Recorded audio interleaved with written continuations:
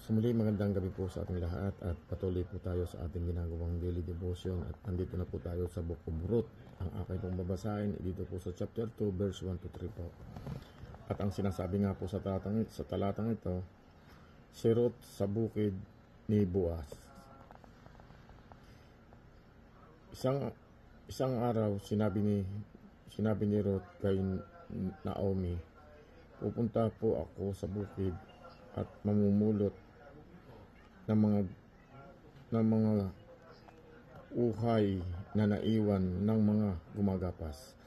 Doon ako sa may likuran ng sinumang papayag. Sumagot si Naomi, ikaw ang bahala, anak.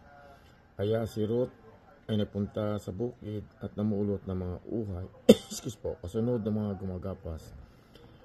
Nagkataong ang napuntahan niya ay ang bukid ni Boaz, isang kamag-anak ni Elimelech na napakayaman at iginagalang sa kanilang bayan.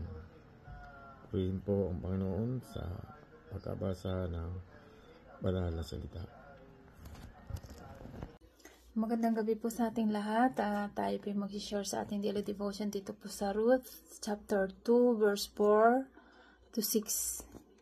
At narito si Boaz ay nanggaling sa Bethlehem at nagsabi sa mga manggaani, ang Panginoon ay sumainyo nawa, at sila ay sumagot sa kanya, pagpalain ka nawa ng Panginoon.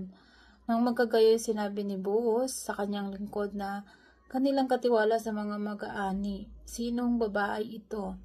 At ang lingkod na katiwala ng mga mag-aani ay sumagot at nagsabi siya, babaeng Moabita na bumalik na kasama ni Naomi na mula sa lupain ng Moab. Amen. Magandang gabi po sa ating lahat. Ang aking ibabahagi ay makikita sa Ruth chapter 2 verses 7 to 9. Ito po ay kay Sis Adele. Nakiusap siya sa akin at payagan ko siyang mamulot ng mga uhay na nalaglag mula sa mga tagapag-ani. Mula kaninang umaga tuloy-tuloy ang pagtatrabaho niya hanggang ngayon. Nagpahinga lang siya ng sandali sa kubol. Sinabi ni Boaz kay Ruth, anak, makinig ka, huwag ka nang pumunta sa ibang bukid para mamulot ng mga nalaglag. Dito ka na lang mamulot kasama ang mga utusan kong babae. Tingnan mo kung saan nag-aani ang mga tauhan ko at sumunod ka sa mga utusan kong babae. Sinabihan ko na ang mga tauhan ko na huwag kang galawin, at kapag nauhaw ka, uminom ka lang sa mga tapayan na inigiban ng mga tauhan ko. Yun lang po. Maraming salamat. God bless. Magandang gabi po sa lahat. Nababasahin ko po ngayon ay makikita sa Ruth 2 verse 10 to 12. Nagpatira pa si Ruth sa harapan ni Boaz bilang paggalang at sinabi, bakit napakabuti niyo po sa akin gayong isang dayuhan lang ako? Sumagot si Boaz, may nagkwento sa akin na lahat ng ginawa mo para sa binan mong babae mula pa noong namatay ang asawa mo, iniwan mo raw ang iyong ama at ina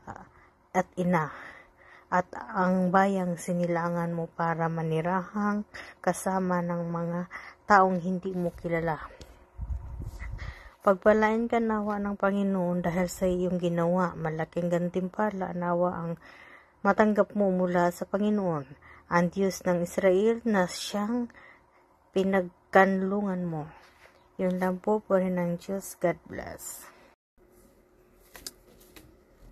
Magandang gabi po sa ating lahat. Ang aking isi-share ngayon ay makikita sa Ruth chapter 2 verses 13 to 16. Sinabi ni Ruth, napakabuti po ninyo sa akin. Pinalakas ninyo ang loob ko at sinabihan ng mabuti kahit hindi ako isa sa mga utusan ninyo.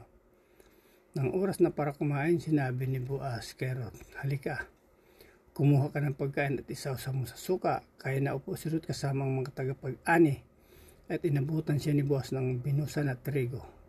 Kumain siya hanggang sa nabusog at may natira pa siya. Nang tumuyo na si Ruth para mamulot ulit ng mga nalaglag na uhay, nag-utos si Boaz sa mga tauhan niya.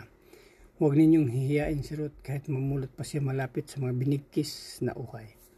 Kumuha kayo ng mga uhay, ng mga binigkis at iwan para sa kanya at huwag nyo siyang sasawayin. Yun lang po. Maraming salamat. God bless. Magandang gabi po sa lahat. Ang babasahin ko po ngayon ay makikita sa Ruth 2 verse 17 to 20.